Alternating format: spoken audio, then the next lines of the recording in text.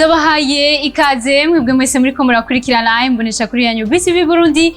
Kaze murano makuru mukaba mbwira ngo yashikirizwe na jewe Arlette Mugisha, akabagizwe n'ingingo nkuru uzikwirikira. Mu nama igira ya 21 yahuje abakuru b'ibihugu vya EAC basavye umugwi wa M23 guhagarika ingwano. Nayo imodoka zifise ibiyo bitabona zitabifitiye uruhusha ngo zigiye guhagarikwa kuva itariki ya 2 Ruheshi uno mwaka. Reka ndabaha ikaze mu kanya nido ryano makuru.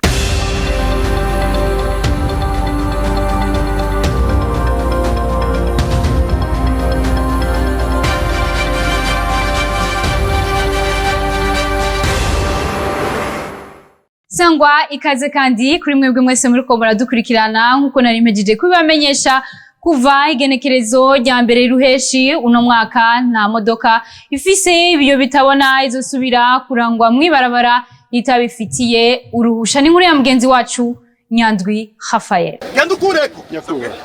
Aho yagenda ukureko nyakubwa. Mugabo yacuku vraiment. Ezo bikore ntibamwandike. Uko niko vyari vyifashe ku kibuga c'ishure ya ETS Kamenge kuri wa gatatu kwigenekerezo rya 31 Rusama umwaka wa 2023, aho abafise amamodokari afise ibiyo bitabonerana bari baramutse baza gusuzumisha amamodokari yabo kugira igipolisi kirabe ko imvo bashikirije mu gusaba uruhusha rwo kubandanya bazigenderamo ko zifise shingiro kugira baronse ubwo ruhusha kuva igihe cy'isaha 3:30 nkuko byari byasabwe n'itangazo ryashizwe ahabona n'ubushikiranganje bujejwe intwaro yo hagati mu gihugu, umutekano n'iterambere rusangi. Ivyo bikorwa byari birongowe n'intumwa zo mu gipolisi zari zaje ziserukira umushikiranganje, aho basuzuma ko imodoka zifise ibiyo bitabonerana vyaje bizanana n'imodoka kuva igikorwa gushika ishike mu Burundi canke nivyo bishiriye ngaha mu Burundi imodoka yamaze kugugwa. Abari bafise amamodoka yarasanganywe ibiyo bitabonerana kuva akigugwa bakaba baranditse amakete, abo baciye barekugwa kugira ngo babandanye n'ibindi bikorwa vyabo, mu gihe abatari bwandike amakete bobo basabwe kuyandika mu kurindira ko basuzumwa no kuronka uruhusha. Abasanzwe barishiriye ko ivyo biyo bitabonerana bobo babasavye kuja kubikurako naho boba barandise amakete. Bari bafise ibibazo yuko ikiringo co kwandika amakete batari mu Burundi canke boba bari mu bindi bibazo, waje serukira ubushikiranganje yabasavye kwandika amakete kugira baronswe uruhusha. Icibonekeje nuko amamodokari menshi atandukanye yabonetse kuri ico kibuga ca ETS Kamenge kugira asuzumwe, yaba y'abanyagihugu basanzwe ndetse n'imodoka zifise imparati za leta nazo nyene zariko zirasuzumwa. Ubushikiranganje bw'intwaro yo hagati mu gihugu bukaba bumenyesha yuko kuva kwigenekerezo rya 2 Ruheshi umwaka wa 2023 inyamiramabi hamwe n'abajeje intwaro bazoca bakura ku nguvu mu mabarabara ingendeshwa yose ifise ibiyo bitabonerana izoba iriko irarengana idafise uruhusha rudasanzwe rw'ubushikiranganje, uzoba ariko arayitwara nawe acafatirwa ibihano. Ibice 60% by'amafaranga leta y'u Burundi ikoresha n'ideni. Ivyo vyashikirijwe mu ruganda rwatunganijwe n'ishirahamwe Oricome, aho bariko barahanahana ivyiyumviro vy'ivyo boterera kugira ico gisata c'ubutunzi gitere imbere. Reka dukurikirane iyo nkuru. Ubutunzi bw'igihugu ntibushobora gutera imbere hatariho intwari ibereye. Ivyo ni bimwe mu vyashikirijwe muri ugo ruganda rwatunganijwe n'ishirahamwe Oricome, aho bariko baraca hirya no hino ibijanye no guteza imbere ubutunzi bw'igihugu. Bimwe mu vyagaragaye mu vyigwa vyakozwe n'umuhinga nuko Uburundi bufise amadeni menshi agera ku bice 60% ku mahera leta ikoresha. Ku bwa Gabriel Rufyiri arongoye iryo shirahamwe ati kugira ideni si bibi, ahubwo ayo madeni yarakwiye gukora ico yagenewe kugira bizokorohe no kuyariha. Ideni ryanditswe ni plus de 3000 miliyari niyo madeni Burundi buheranye, sinzi ngene no bivuga ama miliyari 3000 y'amafaranga y'amarundi ari yatezwa mugabo yo yandikwa kuko hari n'abagize amatoza usanga ari menshi. Ubu rero hari amadeni menshi cyane nuko babivuze ibice birenga 60% y'amafaranga yose igihugu gikoresha. Murumva yuko amafaranga ari menshi gose. Rero nuko ayo madeni afatwa atoba amadeni yo kubaho kwa misi yose. Tugomba kuja mu iterambere. Urazi ugomba kuja mu iterambere ugomba bwa mbere gutubikwa vuba ico bita budget d'austérité. Ntitubone imodoka 30-40 zigendera inyuma y'abakuru mu mbabarire kuko ivyo bintu biri mu bintu ntushobora kurondera gusayangana iminsi yose kandi uzikura umukene ntibishoboka. Ugomba gufata amafaranga yajana mu iterambere hanyuma ukazondera gusayangana ari uko iterambere rimaze kubaho. Arongera agahamagarira abarundi bigira sindabibazwa ku bijanye n'ubutunzi bw'igihugu kwikebuka kuko bituraba twese. Nyamba igihugu tushaka yuko ijya ndoto y'umukuru w'igihugu nziza izoja mu ngiro nuko tutegerezwa ubwa mbere gutubikwa vubi budget ikaba budget ko tubinje muri budget programme je neza kumera ko bizoshoboka twese dukurikire kuko nababwiye umengo ntibituraba twebwe ariko biraturaba twese iterambere rizoshoboka twese tubigizemo uruhara. Mwomenya ko ayo madeni amenshi ari ayo hagati mu gihugu kurusha ayo hanze. Hano mu gisagara ca Bujumbura niho habereye inama igira ya 21 y'abakuru b'ibihugu vya EAC. Muri iyo nama bakaba basavye umugwi wa M23 guhagarika ingwano mu kurindira ko ibiganiro bibandanya. N'inkuru ya mugenzi wacu Hayimo Prospere niyo nkuru. Inama idasanzwe igira 21 y'abakuru b'ibihugu n'amareta bo muri Afrika y'ubuseruko EAC yabereye mu gisagara ca Bujumbura kuri uno wa 21 Rusama mu mwaka wa 2023. Iyo nama ikaba yari iyo kugena no gushiraho bamwe mu ndongozi zitandukanye zigize umuryango w'ibihugu vy'akarere ka Afrika y'ubuseruko. Annette Mutawe Semwamba yagenywe kuba umwe mu vyegera vy'umunyamabanga mukuru wa EAC, akaba yamuka muri Uganda co kimwe na Andrea Iki wo muri Sudani y'Epfo. Anita Mugeni yamuka mu gihugu cy'u Rwanda akaba yagenywe kuba icegera c'urongoye sentare ya EAC. Kayemba Kasanda Inyase akaba yagenywe kuba umucamanza muri sentare ya EAC. Iyo nama ikaba yongeye ikiringo c'amezi 6 inteko za EAC zagiye kugarukana amahoro n'umutekano mu gihugu ca Kongo iharanira demokrasi. Muri iyo nama kandi umugwi M23 wasabwe gushira ibigwanisho hasi kugira ngo bategure aho bazokwegeranirizwa imbere yuko basubizwa mu buzima busanzwe.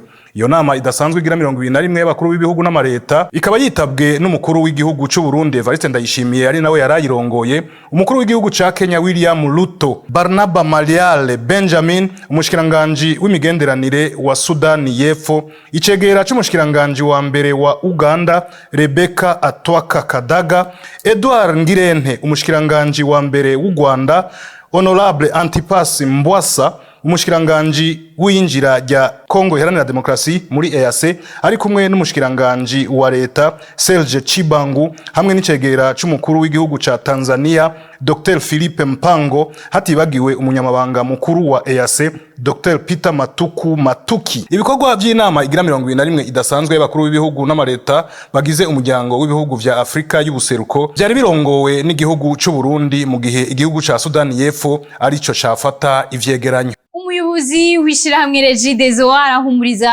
abanyagisagara naho hari kena ry'amazi ko bigiye gutorerwa umuti. N'inkuru dukesha mugenzi wacu Nyandwi Rafael. Ibintu byose biraba ubuzima bw'igihugu birabwa n'ishirahamwe Regideso, naho biruko ikibazo c'amazi ni kibazo kiragishinga ishirahamwe rya Regideso hamwe na leta y'u Burundi, aho yemera ko naho abantu bongerekanye ntihabonetse uburyo bwo kugwiza umwimbu w'amazi. Bivugwa na Albert Manigomba, umuyobozi mukuru w'ishirahamwe rya Regideso. Amazi n'ubuzima burya ishirahamwe Regideso ubu nicyo gituma bakunda kumbaza abamenyesha makuru cyane, bakunda kundondera.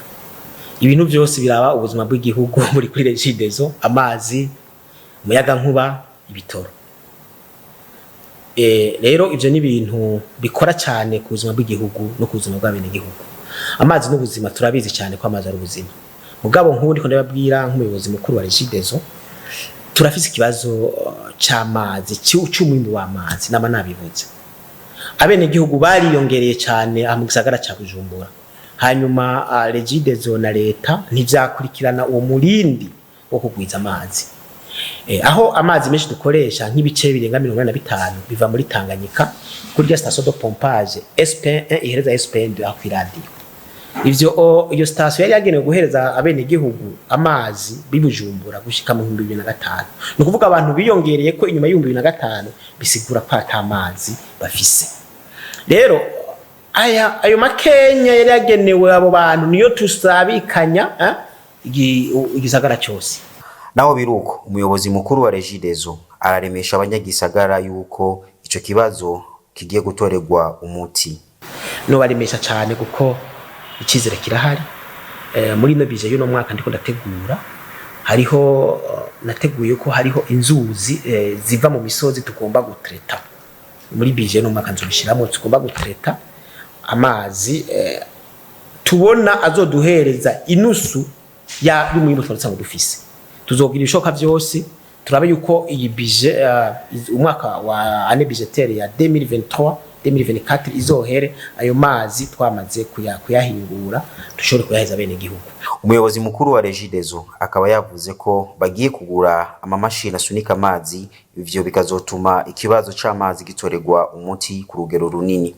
Ku rundi ruhande amakuru dukura ku rubuga rwa Twitter kwishira hamwe Regideso amenyesha ko ibikorwa biriko birakogwa n'ikigo Obuha hamwe na ALB byatumye haba ibibazo vy'ikena ry'amazi muri quartier za Buterere, Kumutakura hamwe n'amakartier amwe yo muri zone ya Kinama ariyo Bukirasazi, Bururi, Gitega hamwe na Bubanza. Mu gihe abanyagihugu bobo babandanya batakamba ko ishira hamwe rya Regideso ko ryokora ibishoboka byose bakaronswa amazi. Tubandanya n'amakuru yacu haruhande y'ingabire Imana yahaye abaririmbyi barakwiye kuza bariga ibijanye n'amajwi kugira ngo bakore akazi kabo neza kurusha. Ivyo bivugwa na bamwe mu bigisha ibijanye n'amajwi.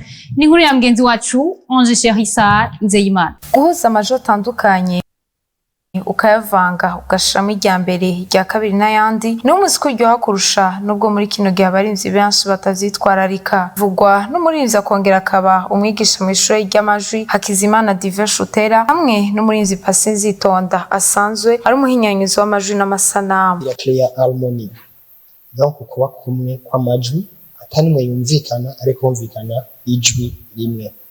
Aho twisanga hari abantu benshi usanga bashobora kuririmba ugasanga ari umwe yumvikana cyane gusumba uwundi nabyo rafise amategeko.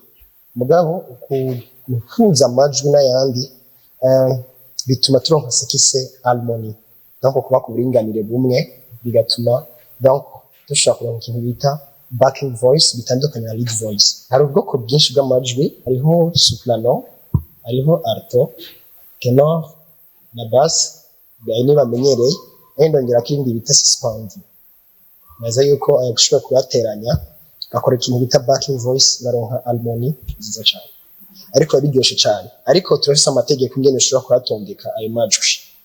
Soprano akenshi ni nk'indi ndavugiramo ubundi ko ndavugira muri soprano arafira aro uburyo alto iza kubimeze hano bundi buryo tumiriza kubimeze.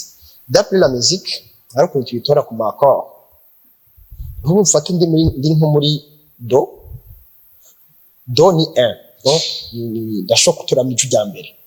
Mugabo mvuye kuri do nkaduga do le mi ndaza guturamo ijwi rya kabiri. Ndashobora kuva kuri do le mi nkacambaho nduga kandi gatatu mi fa so chantoramo troisième voix. Mvuye kuri so chanduga so fa si chantoramo ijwi rya kane. Mugabo ugiye kubiraba ukuza kuyatora yose utera umuhinga mu kubitahura urashobora gutakara. Iyo bavanze amajwi gashiramo irya mbere irya kabiri irya gatatu canke n'irya kane ubishoboye, mugabo niho umuziki uryoha kurusha cyane cyane mu citabiriza. Mugabo ku muziki y'ubu iyo kwitambira nyene y'amanota abiri kenshi usanga n'amajwi imbere ari rimwe. Ubu mbere biraharawe naho icitabiriza usanga ari ijwi rimwe, muga ari amajwi menshi bagirira ijwi rya mbere. Amajwi nayo araryoshe mu gihe uyavanze muga ubu siko bikiri, ni bake banabigira mbere. Kuvanga amajwi kugira haze biryohera ugutwi ni bake babigira.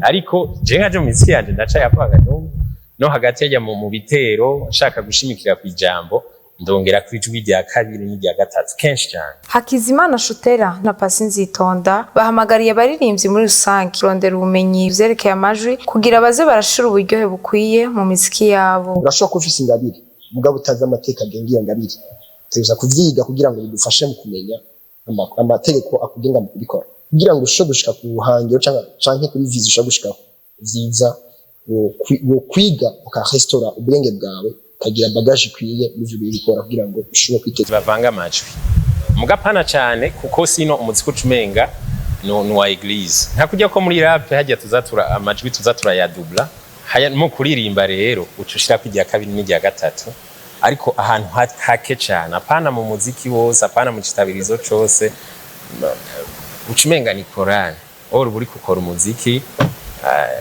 utegerezwa gusa nyene tumenyereye umuziki bita secular, donc bisaba kuvanga amajwi nico je no hanura mugabo ukoresheje ubwenge kugira ntibitse n'ivyakohana. Izo biruko mu gihe abarinzi benshi bigaragara ko basingabirano ariko batanga umuziki utaryohera ugutwi nk'uko bikwiye ku mpamvu z'uko bafise ubumenyi buke. Tubandanye n'amakuru avugwa mu makungu tukaba tuyakesha mugenzi wacu Elvis Munyanezi. Ayavugwa hanze y'igihugu tuyahere mu gihugu ca Senegal aho kuri uyu wa 31 Rusama hategekanijwe ko hatangura ibiganiro ku biganiro vya politike bihanze ico gihugu. Bamwe mu batavuga rumwe na leta bamenyesha ko ivyo biganiro batazovyitabira. Muri iyo nama hakaba hari hatumiwe imigambwe itandukanye, abarongoye amadini, amashirahamwe avugira abakozi. Kuri uyu wa mbere Ousmane Sonko atavuga rumwe n'ubutegetsi muri Senegal yari yaciriwe gupfungwa amezi 6 agahamagarira abamushigikiye kugira imyerekano yiyamiriza ko ashobora kutitoza mu kibanza c'umukuru w'igihugu mu mwaka w'2024. Mu gihugu ca Sudan, igisirikare c'igihugu ca Sudan cahagaritse uruhara rwaco mu biganiro vyo guhagarika ingwano nk'uko vyari vyatangajwe uyu wa gatatu. Igisirikare cafashe iyo ngingo kubera imigwi y'abagwanyi itigeze ishira mu ngiro amasezerano yo guhagarika ingwano igihe gito bibategeka kuva mu mazu y'abanyagihugu.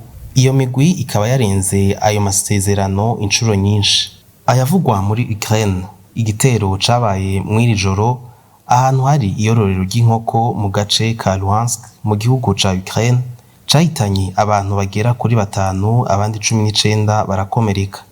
Ivyo bikaba vyamenyeshejwe n'abategetsi b'Uburusiya bongera bagiriza igisirikare ca Ukraine ko gukora ico gitero. Abategetsi b'Uburusiya bamenyesha ko batanguye guhungisha abana baherereye mu bice vy'umupaka wa Ukraine. Akaba ari no ngaho dusozereye ko amakuru yacu y'uno munsi, ariko kuba dufatiye hagufi mbanze ndabasubiremwo ingingo nkuru uzari ziyagize. Mu nama igira ya 21 yahuje abakuru b'ibihugu bo muri EAC yabereye hano mu gisagara ca Bujumbura basavye umugwi wa M23 guhagarika ingwano. Nayo kuva kwigenekerezo rya mbere ruheshi uno mwaka nta modoka nimwe ifise ibiyo bitabona itabifitiye uruhusha izosubira kuja mwibarabara. Ndabashimire rero mwebwe mwese mwariko murakurikirana ano makuru yacu. Shimira bagenzanje bafashije kuyatorokanya. Ndabifurize kubandanya mukurikirana ibiganiro bica kumbonesha kuri yanyu BTV Burundi. Muroranirwe mu banyu no mu vyanyu. Imana ibahezagire.